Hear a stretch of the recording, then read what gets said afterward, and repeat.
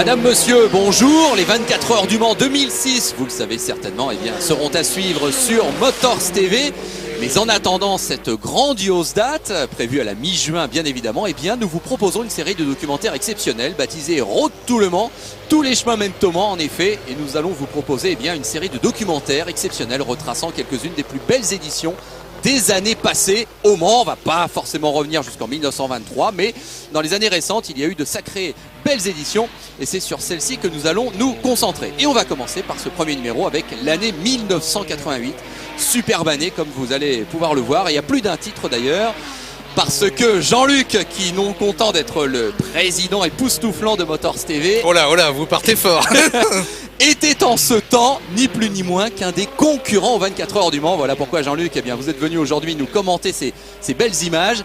Vous étiez donc, vous faisiez partie de ce casting pour Le Mans 88. Racontez-nous comment ça s'est fait au début et puis après on vous détaillera quelles sont les forces en présence pour cette année. Oui, absolument. Bonjour à tous. Effectivement, vous savez que c'est un grand plaisir pour nous tous sur l'antenne de Motors TV que de pouvoir vous proposer, tandis qu'on assiste dans le tour de formation, vous le voyez ici, à quelques problèmes pour l'un des concurrents, vous proposez donc cette couverture de toute la semaine des 24 heures du Mans, puisqu'il faut le dire et le rappeler, Le Mans, ce sera sur Motors TV comme nulle part ailleurs, avec plus de 52 heures de direct. Alors on en revient à cette édition 1988 et c'est vrai que c'était la concrétisation, la réalisation d'un rêve, soyons précis, d'un rêve de môme, d'un rêve de gamin. Quand j'allais avec mon père regarder les 24 heures du Mans, j'ai habité Tours, si on entre dans la petite histoire, dans les années 63 à 65 et je participais aux sélections à l'époque des jeunes pilotes, les petits karts de l'époque, et je rêvais un jour de prendre le départ des 24 heures du Mans. Cette chance m'a été donnée en 1988, c'était au sein d'une équipe qui avait été rassemblée par Jean Messaoudi.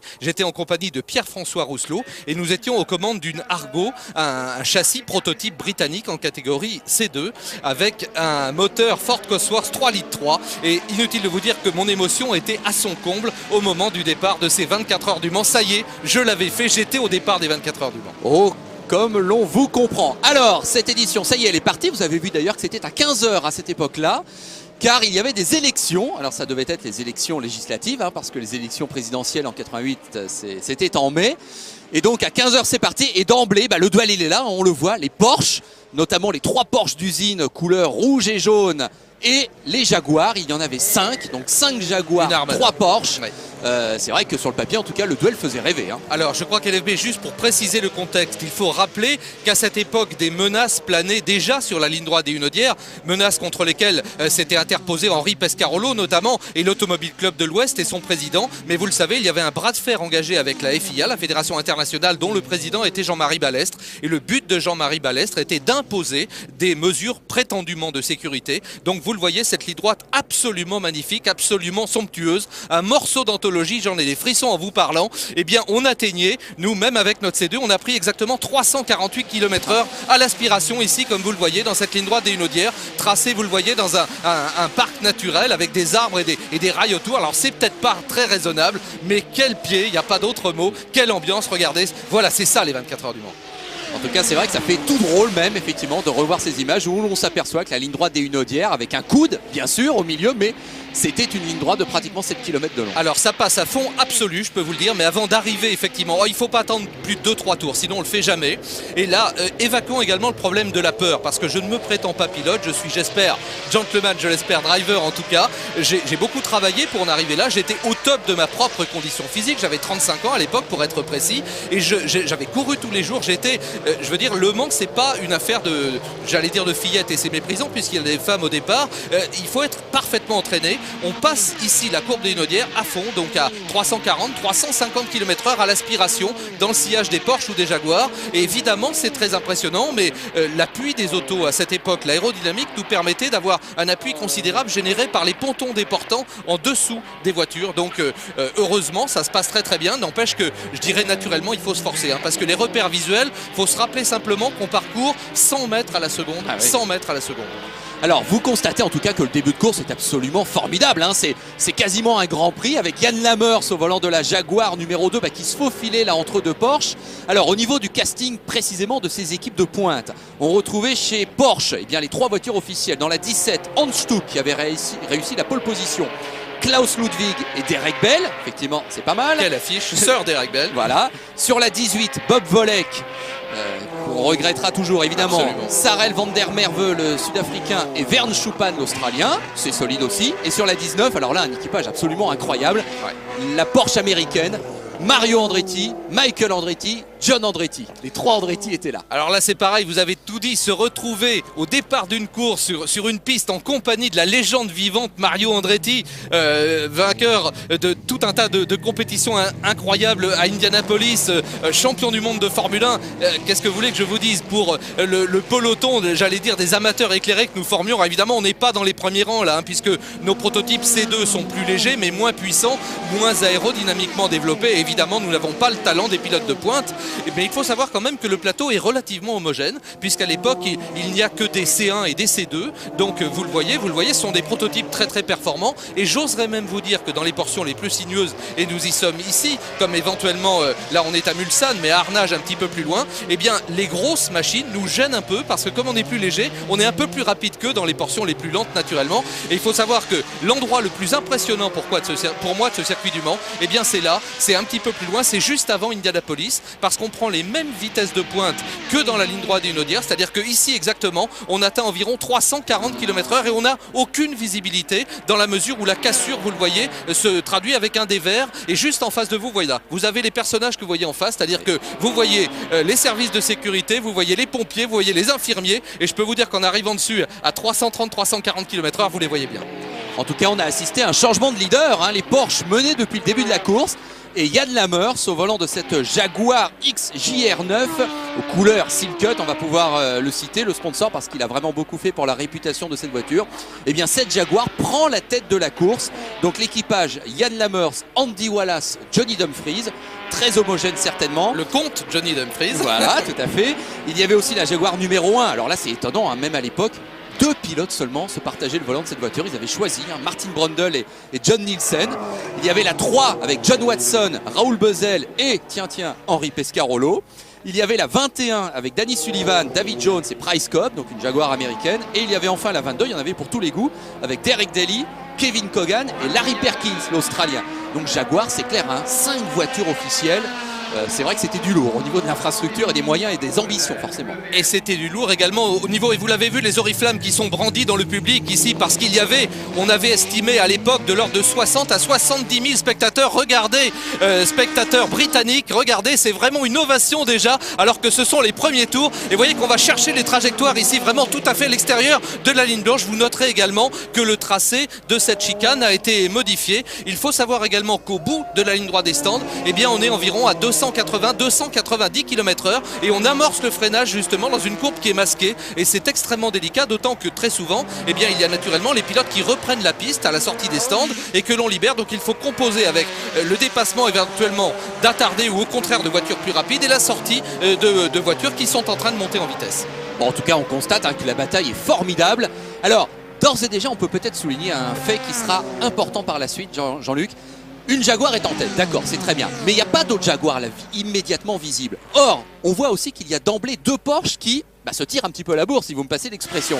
Et ça, ce sera une explication avancée plus tard. Est-ce que chez Jaguar, on n'avait pas bien joué finalement en mettant chacune de ces voitures à sa place, avec éventuellement les circonstances de course qui auraient pu favoriser l'une ou l'autre, alors que chez Porsche, on n'a pas voulu choisir en quelque sorte et on les a laissés s'expliquer, et peut-être que ça a coûté cher. Eh bien, enfin connaisseur de la course automobile, vous avez décelé effectivement, et regardez, les vitesses de pointe, on vous les indique ici, vous voyez, à cet endroit Je crois précis. que ça va être un peu plus fort encore dans quelques instants, parce qu'à l'époque, c'était voilà, 371, c'est apparu, et là, c'était le bon chiffre. Et aux essais, 391 km/h, donc exactement, je crois même que c'est la WM qui a passé la barre des 400 km/h aux essais, 405 km/h, avec une charge de turbo très impressionnante.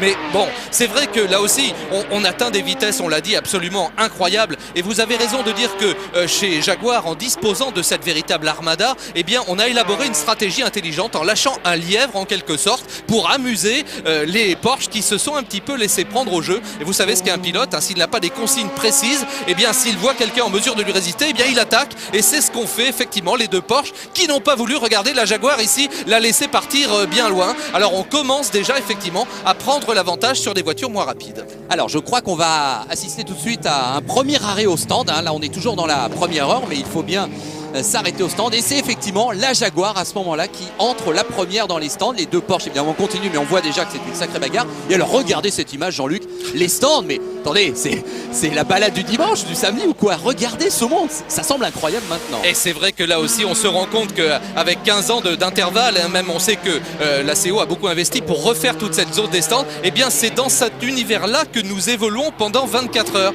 C'est-à-dire que bien sûr il y a une vitesse limitée à l'entrée de la zone des stands, mais je peux vous dire qu'à l'époque il n'y avait pas de radar, donc c'était vraiment à l'appréciation un petit peu de chaque pilote et des commissaires, et vous passiez au milieu d'une véritable marée humaine à quelques centimètres seulement des jambes des mécaniciens, des journalistes et des intervenants, puisque l'accès au stand était beaucoup plus facile, entre guillemets, beaucoup plus ouvert que maintenant, et c'était l'un des risques, notamment la nuit également, et puis également la journée du dimanche, on va y venir avec la fatigue, où là aussi eh bien, les intervenants sont moins vigilants peut-être qu'ils ont pu l'être en début de course.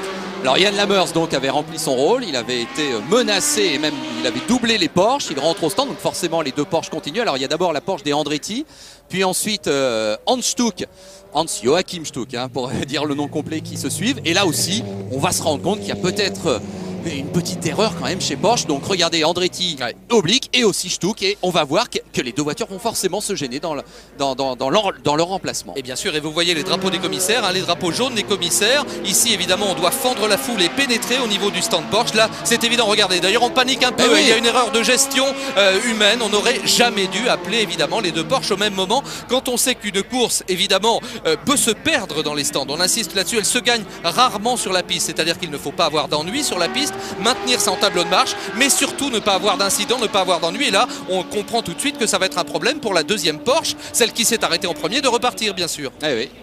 Ces images sont criantes à ce niveau-là. Donc d'emblée chez Porsche, effectivement, on pouvait éventuellement se poser des questions quant à la stratégie de l'équipe. Et bien sûr, profitant de l'arrêt des Porsche qui s'est un peu prolongé comme on le dit, la Jaguar numéro 2 reprend le commandement. Même si du côté de chez Jaguar on constate qu'il n'y a pas trop d'autres Jaguars tout près non plus. Donc il ne faudrait pas qu'il y ait un problème pour la numéro 2, parce que sans doute les Porsche reprendraient le pouvoir par rapport aux autres Jaguars, qui peut-être adoptent un tableau de marche plus prudent, mais qui sans doute serait capable d'aller tranquillement à l'arrivée. En tout cas c'est ce qu'on leur souhaite, l'équipe Jaguar managée à l'époque de main de maître par Tom Walkinshaw. Alors on va surveiller dans quelques instants la suite des événements au fur et à mesure que les minutes se passent. Juste deux petites précisions, 49 voitures au départ, donc là c'est un chiffre qui est finalement resté classique, hein, il y en aura 50 cette année. Le départ a été donné par monsieur Yokose, qui était le président, alors que ça y est, les Porsche repartent, le président du groupe Sumitomo, autrement dit Dunlop, et c'était à l'époque, Jean-Luc, pour célébrer les 100 ans du pneumatique inventé, nous dit-on, par Dunlop. Et on sait effectivement que le manufacturier britannique au départ et japonais par la suite, tandis que l'on voit ici un ravitaillement également. Alors on peut remarquer une chose, hein, c'est qu'à l'époque, les ravitaillements n'imposent pas justement d'abord le ravitaillement en carburant et puis le changement de pneumatique. On peut intervenir à plusieurs niveaux à la fois pour les mécaniciens. J'en reviens donc à Dunlop, évidemment, dont le nom est attaché, vous le savez, à ce circuit des 24 heures, puisqu'il y a la fameuse courbe qui est la première du circuit qui porte le nom de ce manufacturier, comme nous l'avons dit. Alors précisons d'ailleurs, il faut le rappeler à chaque fois, que dans les innovations technologiques et les améliorations des voitures de tous les jours de Monsieur Tout-le-Monde, Le Mans compte pour beaucoup plus que la Formule 1, il faut le dire et le rappeler. L'endroit où les innovations technologiques sont apportées, c'est bien Le Mans. Ça concerne les freins à disque notamment, ça concerne naturellement les phares à iode, ça concerne le travail sur l'aérodynamique, enfin ce serait absolument interminable. Le travail également sur les alternateurs, la manière de produire l'énergie, c'est Le Mans avant tout qui a été la course principale qui a amélioré la voiture de Monsieur Tout-le-Monde. Alors il y a eu un changement de pilote, hein. Johnny Dumfries a remplacé Yann Lammers au volant de la Jaguar numéro 2.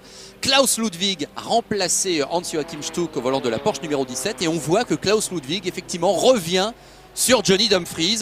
Et c'est vrai qu'à ce moment-là, pense-t-on, Klaus Ludwig, 39 ans, un petit peu plus de bouteilles, plus d'expérience du Mans que Johnny Dumfries, qui n'est âgé que de 28 ans, qui certes a fait de la Formule 1, mais qui, sur Le Mans en tout cas, peut-être moins de bagages. Et c'est vrai, on constate, Ludwig revient assez fort sur Dumfries. Et on observe également à l'FB, si vous le permettez, dans cette portion qui est extrêmement technique, hein, ce virage Porsche, ce qu'on dénomme la nouvelle portion, donc juste après Arnage, c'est un endroit également où on atteint plus de 300 km/h avant le freinage du premier droite du virage Porsche. C'est un freinage très délicat parce que contrairement à d'autres segments et d'autres sections comme le bout des Hunaudières où l'on arrive, on l'a dit, à 340, 350 km/h pour prendre le virage de Mulsanne environ. Alors là, on assiste à une sortie de piste justement dans ce Indianapolis, hein, juste après. Et c'est un endroit très délicat, je le disais, parce que freinage en courbe. Là également, on passe de 320, 330 km/h à, on va dire, une vitesse estimée de 70, 80 km/h seulement dans le petit gauche.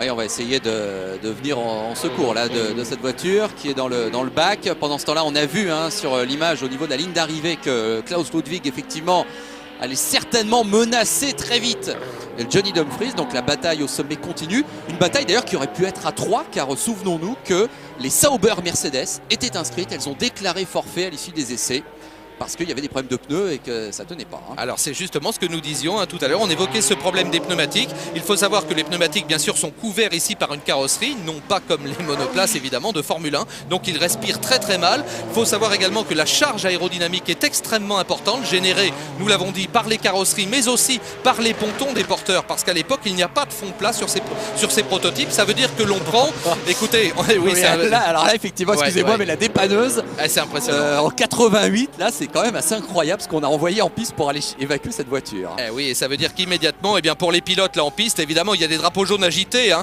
Il faut immédiatement identifier le danger parce que vous imaginez évidemment les conséquences d'une collision avec un engin de cette nature. Alors, je disais donc qu'on prend entre 3G et demi et 4G dans les courbes. Et vous parliez tout à l'heure des équipages qui ont choisi de partir à 2. Eh bien, c'est un exploit incroyable.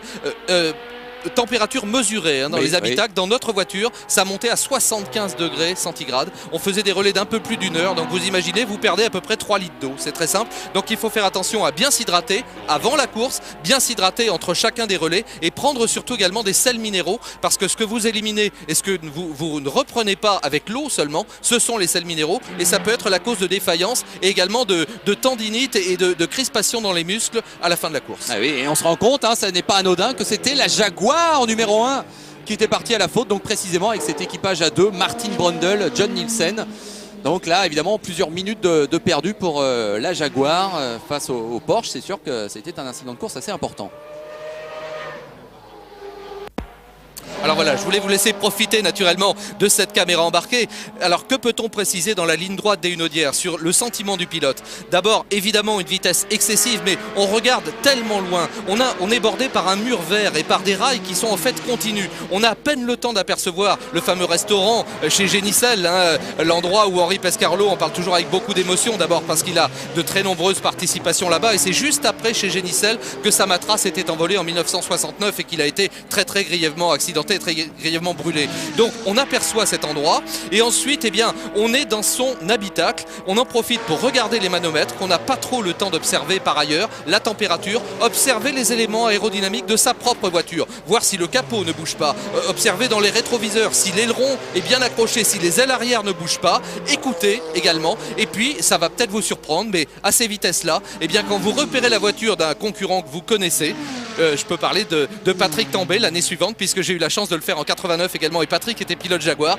Nous avions le temps de nous faire un petit coucou dans la ligne droite des Hunaudières à 350 km/h. C'est incroyable, mais c'est comme ça. Sympa ça, cette anecdote. Est-ce que vous vous souvenez qu'il faisait chaud ou pas? Parce que c'est vrai qu'on a eu l'impression que le départ était donné sous un temps un peu couvert, mais est-ce qu'il faisait vraiment chaud cette année-là? Il faisait très chaud, en tout cas la température s'est élevée, et je le disais, la température dans les habitacles était extrêmement élevée. Elle l'a été encore plus en 89 d'ailleurs qu'en 88, mais il faut savoir que vous êtes également entouré par les radiateurs. Le moteur est situé bien sûr derrière, les radiateurs sont à l'avant, tout est porté à des températures de l'ordre de 100 à 120 degrés, et également les canalisations qui emmènent le liquide vous enserrent en fait, elles sont autour de vous, donc vous êtes en fait dans une marmite bouillante. Vous imaginez bien évidemment que la combinaison est là, que vous êtes avec une cagoule inifugée et des sous-vêtements inifugés. On baigne dans un jus incroyable, il faut avoir au minimum 2 combinaisons pour d'ailleurs en changer, prendre une douche et passer entre les mains du masseur avant de remonter dans la voiture. Et on a environ 1h30 pour se détendre entre 2 relais, parce que quand vous descendez de la voiture, il faut au moins un quart d'heure. Et regardez ce capot ici qui s'envole, voilà, on n'a pas vu de quelle voiture, voilà, on la découvre maintenant sur ce plan. Et bien là, je peux vous dire que le pilote a dû avoir une émotion extraordinaire, parce qu'il a également perdu une partie de son appui avec la perte de ce capot. Oui, frayeur quand même sur la grande ligne droite historique des Hunaudières. On a aperçu justement, ben voilà cette voiture, on a aperçu juste avant un changement de leader quand même. Hein. Klaus Ludwig a pu prendre le commandement face à Johnny Dumfries, mais regardez ce coup de théâtre incroyable. Aussitôt après, Klaus Ludwig au ralenti sur le circuit et apparemment il est en panne d'essence ou presque. Ah oui, c'est toujours un peu idiot. Une erreur absolument énorme. Alors, a-t-il consommé un petit peu plus parce qu'il était un peu trop à l'attaque éventuellement? Est-ce que c'est une erreur de calcul de la part des ingénieurs? Il faut dire qu'évidemment, à l'époque, ça paraît maintenant des siècles, hein, il y a presque 20 ans, en 1988, on dispose malgré tout de moins de paramètres d'information précis. Maintenant, je dirais c'est presque en amont qu'on mesure la consommation, puisqu'on sait très exactement ce qu'utilise le moteur. On n'a même pas besoin de savoir ce qui reste dans le réservoir. On sait exactement combien on met et ce qu'utilise le moteur. À l'époque, ça n'est pas le cas. Donc, à un tour près, et un tour au Mans, eh bien, c'est très long, c'est 13 km 600. Ça veut dire qu'effectivement, on peut se tromper, même dans les grandes équipes, même dans l'équipe Porsche. Alors, à vue de nez, il a perdu quoi? Facile 5 minutes sur un rythme normal, hein, facile. En plus, bon, le temps de revenir au stand comme ça, de se pencher peut-être pour étudier tout au niveau paramètres. Eh bien, souvenez-vous de ces longues minutes de perdu par cette voiture Porsche numéro 17. On en reparlera tout à l'heure lorsqu'on détaillera le classement final. Mais cet incident a une importance considérable, là on ne peut pas vous le cacher et on se rend bien compte. Alors on a attendu qu'il rentre dans la voie des stands pour enfin le pousser, mais il a réussi à revenir, Klaus Ludwig. Et il a eu de la chance, hein, sur un filet de gaz manifestement, et puis toute la partie redescend. Il faut savoir qu'une fois que vous êtes au niveau du virage Porsche, sur le pont qu'on a vu tout à l'heure, eh bien la piste est en très légère descente jusqu'au stand. C'est ce qui a certainement aidé Klaus Ludwig, et vous l'avez souligné, bien sûr l'équipe de mécaniciens, l'équipe de course n'a pas le droit de toucher à la voiture. On a droit, pour être précis, à aucune aide extérieure sur toute la partie du circuit, et c'est une véritable aventure. Alors moi, il m'est arrivé un problème en essai, hein, c'est mon capot arrière justement dans les hunaudières qui a failli s'envoler. Je l'ai décelé dans les rétroviseurs, donc je me suis arrêté le plus vite possible en bordure des hunaudières, et j'étais là confronté à un arrachement en fait d'une des fixations du capot, et bien sûr personne n'avait le droit de m'aider. Alors je dois maintenant, 18 ans après, on va nous le pardonner, et bien un des commissaires qui était accouru, puisque j'étais protégé bien sûr par des drapeaux jaunes, et les voitures me passaient juste à côté à 350 km/h. Alors je devais à la fois tenir le capot et essayer de réparer ce qui était impossible. Oulala, donc un des commissaires, en restant derrière le rail, a bien voulu tenir le capot, et je dois dire que je me demande s'il n'a pas poussé du fil de fer. Vous savez, ça arrive des fois dans l'herbe juste à côté de vous, du fil de fer avec une pince qui m'a permis de réattacher mon capot et de rentrer au stand de cette manière. Vous savez, il y a des miracles au Mans, hein, parfois. Oui, c'est ce qu'on constate. Andy Wallace, Jean-Luc se tient prêt à relayer Johnny Dumfries. Donc évidemment pour la Jaguar numéro 2, bonne nouvelle, hein, la Porsche qui l'avait doublé, handicapée. Donc c'est déjà pratiquement un tour de gagné, un tour d'avance pour cette Jaguar numéro 2. Et là, il est évident que pour Jaguar, c'est pas une mauvaise nouvelle du tout de voir ces problèmes qui affectent Porsche. Alors donc Johnny Dumfries qui s'extirpe du cockpit de cette Jaguar, pas forcément facile. Et c'est donc Andy Wallace qui va le remplacer. Andy Wallace qui à l'époque portait la moustache, figurez-vous, on verra ça tout à l'heure. Et donc la Jaguar numéro 2 qui continue à tenir son rôle un peu de lièvre et de Jaguar la plus performante, mais on le voit aussi avec ces images.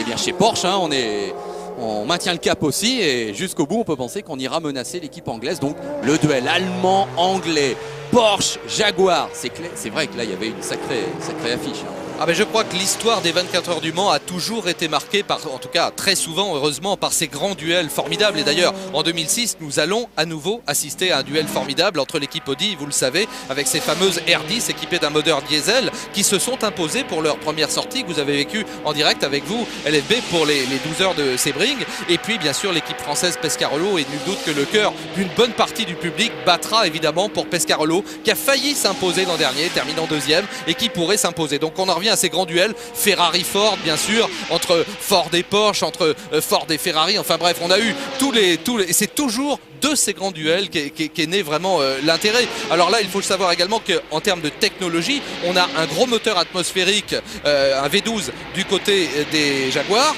et puis on a un moteur à plat, un moteur turbo de moindre cylindrée, mais turbo du côté des Porsche. Alors là, séquence formidable aussi, hein. La Porsche a doublé la Jaguar à l'entrée de la ligne droite des hunaudières. Au milieu de la ligne droite des hunaudières, la Jaguar repasse devant. Il y a 3 mètres entre elles deux. Et on est après plusieurs heures de course, hein. C'est vrai que là c'est absolument fantastique comme spectacle. Bah, c'est un véritable Grand Prix. Alors là vous voyez la première cassure que l'on voit ici, celle-ci est sans problème puisqu'on sort de Mulsanne, on l'a dit, à 70 km/h, on monte tous les rapports, on passe la première courbe ici à une vitesse, voilà, c'est la deuxième. La Porsche qui repasse en plus, donc ça fait deux dépassements en moins d'une minute. À l'aspiration. Ah, c'est un véritable Grand Prix, hein. C'est un Grand Prix qui dure sur 24 heures, surtout si on l'a dit, les pilotes ont la bride sur le coup, ils ne sont pas muselés en quelque sorte par leur équipe, et on leur dit bah, écoutez, exploitez exploiter le potentiel comme vous le pouvez. Allez, petite pause et on revient très vite aux 24 heures du Mans 1988. Retour au Mans en 1988, un résumé de l'édition complète de cette année-là. Et tout de suite, Jean-Luc, une image évidemment qui nous effraie un petit peu, avec une voiture qui a manifestement brûlé. Alors, vérification faite, il s'agit de la Cougar, de l'équipage Paul Belmondo, François Migaud et Ukyo Katayama.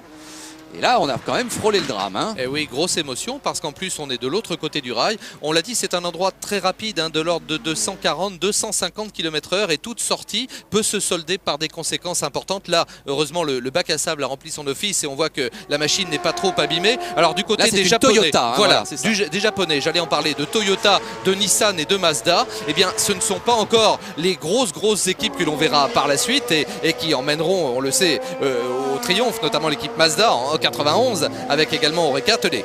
Allez, je peux pas, voilà. C'était assez court, oui, les caméras embarquées de l'époque qui... ça vous permet de vous replonger dans cette atmosphère. Hein. Vous étiez donc concurrent, on le rappelle, Jean-Luc, avec cette Argo. C'est vrai que c'est une marque qui est un petit peu disparue, un nom qui est un peu disparu. Vous aviez le numéro 124 en piste, hein, aussi un numéro un petit peu spécial. Mais bon, vous étiez là et vous continuiez vaillamment. Même si devant, bien sûr, le duel opposait les Porsche et les Jaguars. Et là, alors on voit cet équipage mythique, hein, les Andretti, le père et le fils, Mario et Michael, et le cousin ou le neveu. C'est selon de quel niveau vous vous situez. John Andretti, que l'on retrouve cette année en 2006 sur Motors TV. C'est extraordinaire. En NASCAR Busch. John Andretti, hein, vous le savez, Jean-Luc, bien sûr, est rookie cette année en NASCAR Busch. Et on l'a toutes les semaines sur tous les meilleurs ovales américains. On retrouve John Andretti. C'est amusant de penser qu'il y a plusieurs années de cela, il était avec son oncle et son cousin aux 24 heures du Mans en 88. Comme quoi les grandes familles et les grandes dynasties du sport automobile se perpétuent. Alors à nouveau, ce public, j'allais dire, en tout cas ces spectateurs très denses dans la zone des stands. C'est vrai que maintenant, ça paraît absolument incroyable. Alors la nuit est en train de tomber. Tiens, un petit paragraphe aussi, quelques anecdotes sur le passage au tertre rouge. Alors là, c'est l'endroit où on sent le plus le public avec naturellement la ligne droite parce que on voit la grande roue, il y a la fête foraine tout autour. On n'a bien sûr pas le temps de détailler ce qui s'y passe, mais on a surtout les odeurs. Et je peux vous dire que les odeurs de frites, les odeurs de friture et tout ça, on les sent parfaitement bien. De même que très fugitivement parfois, ou des clameurs, ou du bruit qui émane du public. En tout cas, on est bien conscient qu'on est au milieu là du public. Et je dirais c'est le dernier contact avec la terre parce que après, eh bien, vous allez sortir de cette zone du tertre rouge, vous allez accélérer, vous allez monter tout seul à 350 km/h pendant 50 secondes. Ça dure 50 secondes et là, c'est en quelque sorte une coupure pendant ces 3 minutes 45 de bonheur du tour de circuit. Pendant 50 secondes, vous êtes seul sur la terre. Les arrêts au stand qui se poursuivent. En fait, à ce moment-là, eh bien, la tête de la course s'échange entre Porsche et Jaguar en fonction des arrêts des uns et des autres qui sont un petit peu décalés. Mais on le sait, c'est vraiment entre ces deux équipes que la victoire va se jouer. Rappelons qu'il y avait quand même 3 Porsche officiels et 5 Jaguars officiels. C'était quand même des sacrées équipes. Regardez là maintenant, arrêt au stand pour la numéro 17, si je ne m'abuse, avec l'équipage Hans Stuck, Klaus Ludwig et Derek Bell qui, on vous le rappelle, a perdu tout à l'heure plusieurs minutes suite à une quasi panne d'essence qu'on a réussi à éviter de justesse. Avec un changement de capot à la clé, on doit avoir un problème naturellement du côté de l'éclairage. Vous voyez qu'il y a 4 projecteurs présents sur ce capot et plutôt que de réparer, bien sûr, eh bien, on change tout simplement de capot et puis on voit si ça fonctionne parce que vous savez que les commissaires sont extrêmement vigilants et qu'on peut même vous arrêter au drapeau noir si jamais on estime du côté de la direction de course, soit à l'arrière de votre voiture ou à l'avant, que vous n'avez pas assez d'éclairage. Alors un mot sur la nuit ou plus même, eh bien d'abord c'est un endroit moi que j'adore, c'est un moment que j'adore, d'abord parce que j'avais la chance d'y voir extrêmement bien la nuit comme beaucoup de vrais pilotes, encore une fois je me prétends juste gentleman driver, et puis la fraîcheur surtout est là après justement la chaleur de la journée. Alors ça c'est étonnant, oui. Ce sont des images infrarouges. Tout à fait, oui. Xavier Boutentin, notre grand collaborateur, n'en revient toujours pas. Il me l'a confié, ces images, mais c'est fabuleux qu'on faisait ça en 1988. Eh bien oui, mon cher Xavier, c'est vrai que c'est une bonne idée, c'est assez étonnant. C'est tout à fait étonnant parce qu'on voit les zones évidemment de chaleur intense. Alors les freins, bien sûr, les pneumatiques qui peuvent atteindre 90 à 100 km/h également, à 100 degrés, pardon, km/h, c'est rien du tout. Et puis évidemment le moteur et les échappements. Alors un mot sur la nuit et les échappements, notamment ceux des Mazda, les fameuses voitures japonaises Mazda à moteur rotatif, vous savez, tri-rotor ou quadri-rotor, qui là aussi a la décélération au bout de la ligne droite des Hunaudières quand on passe donc plus de 300 à 60 km/h, lâche des flammes de près d'1 mètre de chaque côté. Et ça aussi, j'en ai encore des frissons parce que en pleine nuit, quand vous êtes à la spie collé derrière et que la voiture devant, avec un sifflement, une vrille vraiment, vous lâche des flammes d'1 mètre, ça éclaire instantanément toute la forêt autour. C'est absolument sidérant. Ambiance en tout cas toujours un peu surréaliste lors d'une nuit des 24 heures du Mans. Alors à ce moment-là, il y a une mauvaise nouvelle qui va survenir pour Jaguar. Un peu après minuit, abandon confirmé pour la Jaguar numéro 3. Donc c'était pas n'importe laquelle, avec l'équipage John Watson, Raoul Boesel et Henri Pescarolo. Mais hélas, des problèmes de transmission et c'est un peu malheureux que ce soit notre Henri National qui soit le premier à renoncer. Donc ça fait déjà une Jaguar en moins. Donc ça fait 3 Porsche contre 4 Jaguars et peut-être une alerte. Attention, dans ces cas-là, on sait toujours qu'on est un peu vigilant sur les voitures qui restent en piste par rapport à ce genre de problème. Mais quand même, à signaler, la première des ténors à abandonner, c'est une Jaguar. Et un équipage solide, un équipage très expérimenté, composé de 3 pilotes qui ont participé aux courses de Formule 1, bien sûr. Henri Pescarolo, nous le savons. Raoul Boesel, c'est le cas également. Donc, et John Watson. Et John Watson, bien sûr. Alors, qui a fait les belles heures de McLaren à une certaine époque. Alors, on voit les interventions des mécaniciens. Et là aussi, c'est l'occasion, c'est pas par flagornerie, bien sûr, de rendre hommage à tous ces mécanos. Eux, ce sont vraiment les hommes de l'ombre. Sur des mécaniques surchauffées, dans des conditions très difficiles, eh bien, ils ne dorment évidemment pas. On les voit parfois s'assoupir quelques instants dans le fond du stand. Et ils sautent sur les machines à n'importe quel moment pour changer une boîte de vitesse, un embrayage, intervenir sur les freins, outre évidemment les opérations de routine, je dirais, de ravitaillement, changement de pneumatique, etc. Alors, 8 heures du matin, on a fait un petit bond dans le temps. La situation a évolué comme souvent. Si vous avez déjà été aux 24 heures du Mans, vous vous êtes accordé quelques heures de repos la nuit, vous revenez, puis vous apercevez que la situation a complètement changé. C'est toujours un petit peu excitant de voir comme ça que ça a changé. Alors, il y a eu un abandon chez Porsche aussi. La Porsche numéro 18 n'est plus là. Bob Volek, Sarel van der Merwe et Vern Schuppan. Donc un partout, on va dire, du côté des abandons. Et à ce moment-là, donc, c'est la Jaguar numéro 2 qui a repris assez nettement la tête. Certains profitent encore d'un petit moment pour se reposer.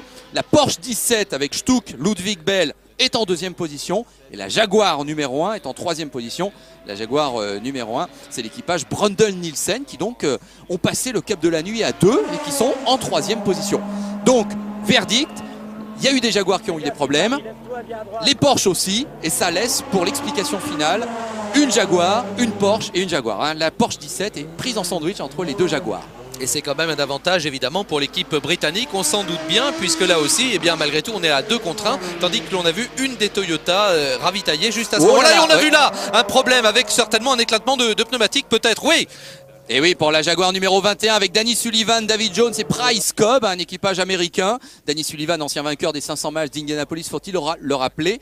Alors cette Jaguar n'était pas placée tout en haut, mais quand même, là aussi, autre souci pour une autre Jaguar. LFB, ici, cette courbe, là, cette cassure à gauche est très délicate. On est déjà à plus de 200 km/h et le virage est légèrement en dévers. Et au début, vous ne comprenez pas pourquoi, instantanément, la voiture part à l'extérieur en survirage et vous avez du mal à la tenir. Et ça, on vous prévient, ceux qui ont l'expérience du Mans. Et là aussi, je m'étais nourri à bonne source avec Pierre-François Rousselot, qui avait déjà de mémoire 6 ou 7 participations aux 24 heures du Mans. J'avais beaucoup discuté avec tous les copains, évidemment, de l'époque. Henri Pescarolo, Jackie X lui-même m'avait donné des conseils. Patrick Tambay, bien sûr. Jean-Louis Schlesser. Enfin, on est comme un buvard à ce moment-là. Gérard Larousse. C'est-à-dire qu'on absorbe et on prend. Et là, on m'avait dit, méfie-toi de celui-là. Les meilleurs s'y laissent prendre et on peut partir en tête à queue et venir taper le rail à l'intérieur du virage. Donc, c'est un endroit extrêmement délicat. Surtout, bien sûr, s'il y a quelques traces d'huile ou quelques traces de gravillon ou de terre qui ont été apportées par un autre concurrent.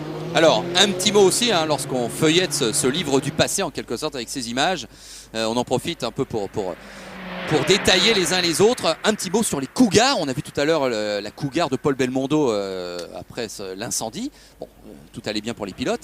Cougar, ancien nom de Courage, bien sûr. Et oui, il n'osait pas à l'époque, Yves Courage, appeler ses voitures de son nom. Donc il avait trouvé ce mot Cougar, là aussi, qui était évocateur évidemment d'un animal très très dangereux d'Amérique du Sud, si je ne m'abuse. Et il appelait ses voitures les Cougars, qui avaient connu quelques soucis d'ailleurs dès les essais. Allez, un nouvel arrêt pour la Porsche numéro 17, là, si je ne m'abuse. Tandis que d'autres Porsche, vous le voyez, étaient engagés par des équipes privées. Mais à l'époque, ces équipes privées disposaient de mécaniques aussi performantes que les voitures. Parce que la Porsche 8 qu'on vient de voir, vous savez qui l'a dirigée? Reinhold Joest. Et oui, déjà le Joest Racing était là. Oui. Donc vous voyez, il n'y a pas de hasard si plusieurs années après, Joest s'est occupé des Audi par exemple et les a menés à la victoire. Alors Jean-Luc, tout de suite, moment d'émotion. La voiture là que l'on voit sur le côté droit de la piste ou gauche pour nous qui va être doublée par les deux voitures qui arrivent derrière, c'est la vôtre. Absolument, c'est l'Argo Ford Cosworth et vous le voyez, on se maintient sur le côté droit de la piste pour laisser la partie gauche aux voitures les plus rapides. Donc les deux sont à l'aspiration évidemment et nous passent avec 30 à 40 km/h de mieux. Vous voyez, on reste bien sur le côté droit, on va après se placer du côté gauche de manière à amorcer le freinage dans les meilleures conditions. En tout cas, quelle formidable image. Et regardez, on vous voit encore mieux. Ça se trouve, c'est même vous qui êtes peut-être au volant. Oui, là, c'est difficile à dire. Alors là, bien sûr, on identifie parfaitement dans les rétroviseurs que la lutte fait rage. On le sait également, on se renseigne et on sait que les voitures de pointe, voilà, on fait bien attention. Mais là, il y a un problème, hein, manifestement, parce que voilà, on accélère maintenant. On a un petit coup, vous l'avez vu, de clignotant également pour bien indiquer aux pilotes qui vont vous passer qu'on a identifié qu'ils arrivaient derrière, qu'ils étaient en bagarre à 2 ou 3 et qu'on ne veut pas se mêler à cette bagarre. Évidemment, on est dans une épreuve d'endurance. Chacun son enjeu, il ne convient pas. On sait que cette année ça a coûté cher évidemment à Pescarolo, on se rappelle de l'accrochage d'Ayari à cet endroit précisément. Oui, tout à fait.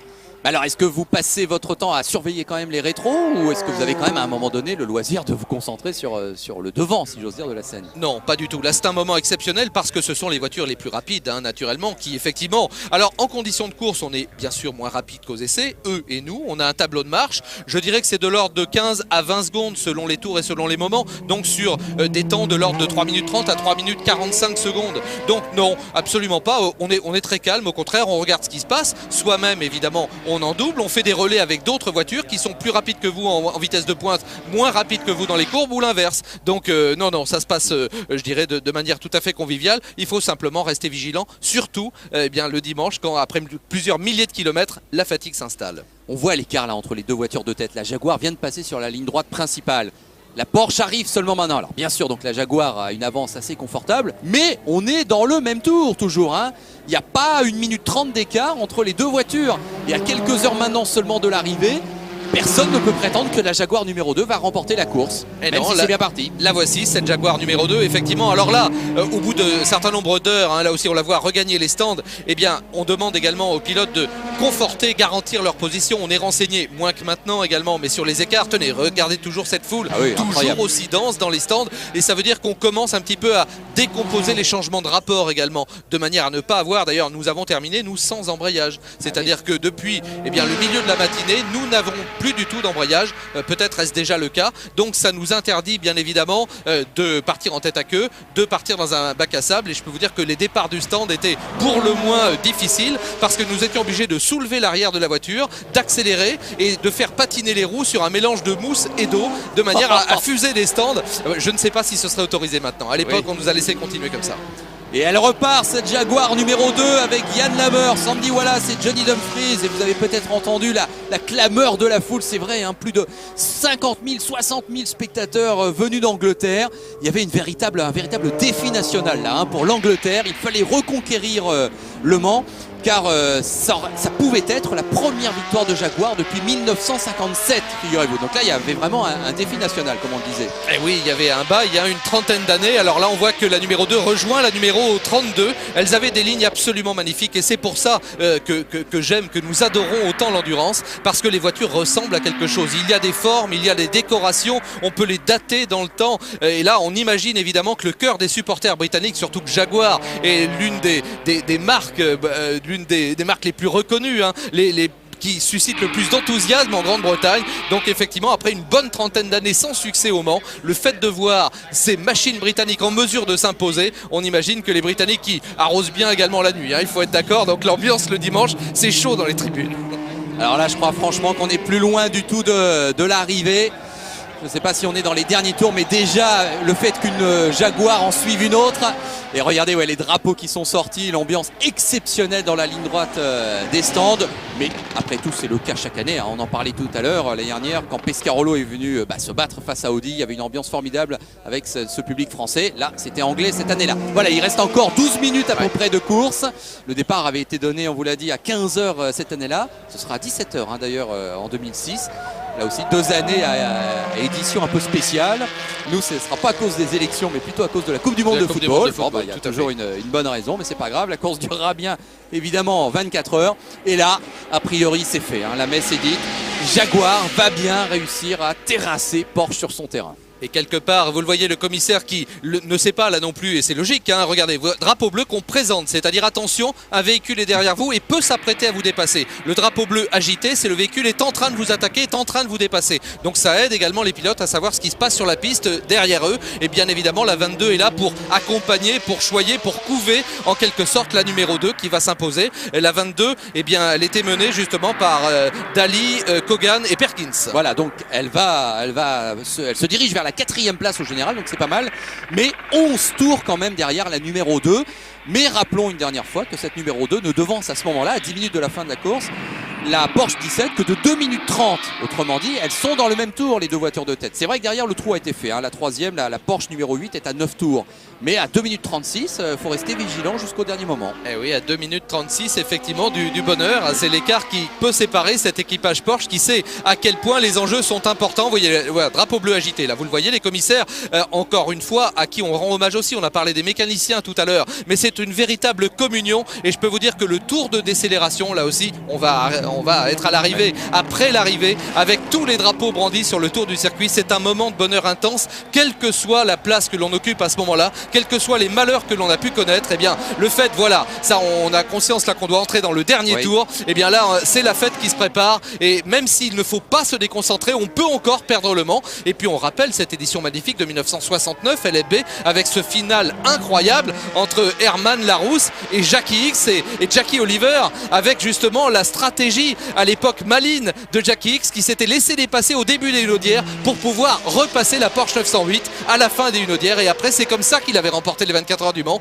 Donc vous voyez que même après 24 heures d'effort, il faut conserver sa lucidité, il faut exactement savoir quoi faire. Et c'est la raison peut-être pour laquelle là aussi, les Jaguars sont vraiment en escouade, en escadrille, hein, pour protéger la voiture leader. Alors les commissaires qui rendent déjà hommage à l'équipage victorieux, oui, mais attention, c'est quand même le dernier tour officiel. Hein. Si la Jaguar numéro 2 devait s'arrêter maintenant, elle ne gagnerait pas les 24 heures du Mans.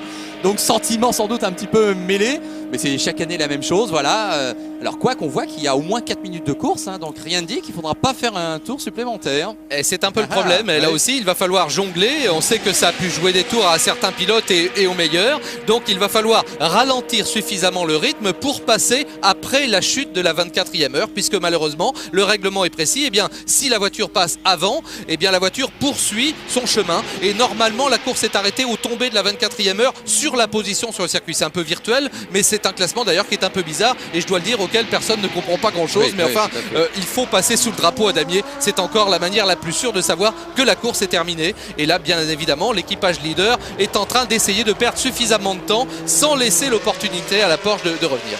Bon, en tout cas, c'est une véritable parade triomphale, bien évidemment.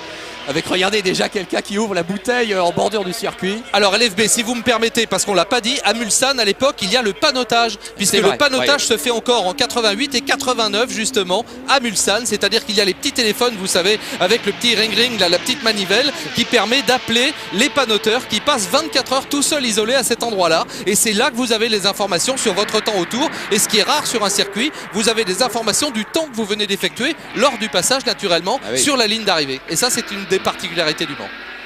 13 km 535 à l'époque, hein, développer ce circuit de la Sarthe. On sait depuis que c'est 13 km 605 ou 650 en fonction des petits changements. Donc c'était un petit peu moins long que maintenant, à quelques centaines de mètres près.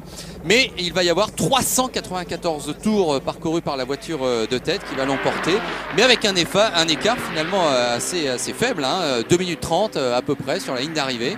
C'est vrai que c'est une arrivée relativement serrée. Et pour illustrer ce que vous disiez, on voit que cette Jaguar a perdu donc 15 secondes dans le dernier tour de fait, puisqu'on était à 2,45, 2,50 et on finit à 2,30. Donc il fallait bien calculer son coût, entre guillemets, pour perdre suffisamment de temps, mais surtout pas trop. Allez, on va accompagner cette Jaguar numéro 2, donc qui va rentrer dans l'histoire. Toute voiture, bien sûr, qui triomphe au Mans, rentre dans l'histoire de la course automobile, dans la course de l'endurance, hein, puisque les 24 heures du Mans, il n'y a pas mieux au niveau de l'endurance. Le public qui se masse de plus en plus. Alors là, je pense quand même que l'arrivée va être jugée. On a dû suffisamment bien jouer pour que le résultat soit entériné au passage. Attention, il faut se frayer un chemin, messieurs, écartez-vous peut-être. Ce sont quand même les Jaguars qui vont gagner, qui arrivent sur la ligne droite principale. Et donc, 31 ans après la dernière victoire de Jaguar au Mans, eh bien, Ça y est, la marque anglaise inscrit son nom au palmarès et c'est fait. Le drapeau damier est bien agité par Marcel Martin déjà à l'époque, il n'y a pas de doute. Et la piste est plus ou moins envahie d'ailleurs, attention. Mais voilà, donc Jaguar l'emporte, Jean-Luc. Et vous, pour le dire franchement, eh bien, vous vous classez 21e au classement général, 4e en C2. Bah, c'est formidable. Alors oui, c'est satisfaisant de toute manière. Très heureux déjà d'en avoir terminé. On a eu 2 soucis majeurs. Vous parliez de mécanique, même si évidemment on espérait finir dans les 2 premiers en C2. Hein, dans notre catégorie, les C1 sont inaccessibles. On a eu d'abord un problème d'accélérateur qui nous a fait perdre 40 minutes dans la première heure. Donc c'était très très mal parti. Et puis je l'ai dit tout à l'heure, nous n'avions plus d'embrayage depuis environ 9h du matin. Donc de 9h du matin à 15h, eh bien, il a fallu faire 100. Donc évidemment, on a perdu pas mal de temps. Le but, c'était d'arriver au bout, hein, avant tout. Bon, à l'époque, alors que je surveille si on vous voit pas de nouveau, oui, hein, c'est oui, vous, c'est nous, nous, voilà, la voiture. voilà. Oui, oui. C'est pas vous qui aviez non, qui était au volant à l'arrivée. Ça n'est pas moi. De mémoire, c'est Pierre-François Rousselot qui a dû franchir le drapeau à damier, qui a eu ce plaisir, qui nous a, on l'a dit, qui est un confrère que je salue évidemment s'il écoute ce programme, un confrère qui a été adorable et qui nous a fait profiter. Jean Messaoudi et moi-même, nous étions des rookies du Mans. Jean Messaoudi à qui appartenait l'écurie, donc il nous a fait profiter de ses très judicieux conseils et ça nous a permis d'aller au bout. Et la récompense pour nous, elle était déjà là. Et puis disons aussi que vous gagnez un prix. Je ne sais plus d'ailleurs comment s'appelait ce prix officiellement. Le prix Jacques Finance. Ah voilà, Jacques Finance. Premier équipage français. Oui, oui. Le premier équipage à l'arrivée, 100% français. Donc il faut quand même le dire. Donc bravo mon cher Jean-Luc. Il en faut un, c'était nous. Voilà. En tout cas, bon, on s'aperçoit que la piste est envahie. Bon, bien sûr, ça n'est plus le cas de nos jours. Hein. Là, ça n'est plus possible, même s'il y a beaucoup de monde à l'arrivée dans la voie des stands notamment, et même un peu sur la piste, mais ça n'est pas du public qui peut venir dans les tout premiers instants. Hein, j'entends bien, parce que là, regardez, la course n'est même pas officiellement tout à fait terminée. Il y a encore des voitures en piste. Ben, on a vu que ça pouvait être très dangereux quand même au franchissement de l'arrivée du drapeau à damier, puisque certains spectateurs complètement hystériques, eh bien, essayaient même d'aller sur la piste, et on a vu des commissaires essayer de les en empêcher. Voilà, le podium avec évidemment la joie de Yann Lamers, qui est un excellent pilote, et la moustache, vous le disiez tout à l'heure, d'Andy Wallace, et puis au milieu le jeune comte Johnny Dumfries, qui a été lui aussi pilote de Formule 1, 3 pilotes de Formule 1, donc à des degrés divers, qui s'imposent sur ce podium du Mans. Et c'est vrai que là aussi encore à cette époque, eh bien, on pouvait mener, on va dire, de front des carrières en étant Michael Schumacher, très peu de temps après, va être présent sur le départ dans l'équipe Mercedes Sauber. Donc on a vu les champions les plus prestigieux venir disputer ces 24 heures du Mans. Alors victoire donc Jaguar, victoire anglaise. Même si un néerlandais finalement, hein, Yann Lamers compose cet équipage. Et la preuve aussi que la voiture Jaguar, qui était un peu le lièvre, a pu tenir bon finalement.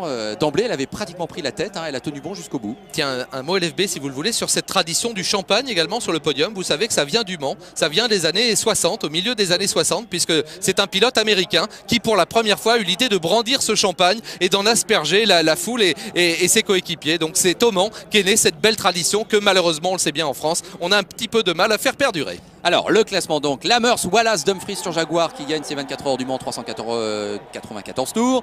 La Porsche numéro 17, Stuck, Ludwig Bell à 2 minutes 36. Et donc souvenons-nous de cette panne d'essence. Hein. Qu'est-ce que ça aurait été s'il n'y avait pas eu cet incident? Et une autre Porsche quand même sur le podium, alors que Tom Walkinshaw, le patron de l'équipe, eh bien, vient à son tour sur le podium. La Porsche du Yost Racing, la Porsche privée, John Winter, Frank Jelinski et Stanley Dickens, des pilotes qui ont un petit peu disparu de nos mémoires, mais enfin en tout cas qui ont quand même terminé 3e cette année-là à 9 tours. Mais c'est quand même Jaguar qui remporte la course, c'est bien le plus important pour eux. Seule la victoire est jolie évidemment dans ces cas-là, et Porsche avec son palmarès formidable était le premier débattu, et nous l'avons dit tout à l'heure, les grandes heures du Mans, eh bien, ce sont les duels, et pour triompher véritablement, eh bien, il faut battre des adversaires valeureux, et on peut dire que là Jaguar, on écoute évidemment le God Save the Queen, l'hymne britannique. Jaguar a su triompher de Porsche, une véritable légende du Mans. Alors, tant pis pour l'hymne, excusez-moi, on le fait pas, mais là on est obligé pour vous annoncer les prochains programmes de cette série Road to Le Mans. On s'intéressera bientôt à l'année 93, la victoire Peugeot, on peut vous le dire. L'année 98, peut-être l'édition du siècle au niveau des constructeurs engagés. 2003, victoire Audi. Non, c'est Bentley, pardon. Et 2005, la dernière année en date avec la victoire Audi, bien symbolique de cette formidable R8. Bon, Jean-Luc, vous revenez quand vous voulez. Hein, c'est toujours un grand plaisir. Effectivement, avec joie. Allez, merci à tous de votre attention et à bientôt donc pour ces autres programmes consacrés au Mans.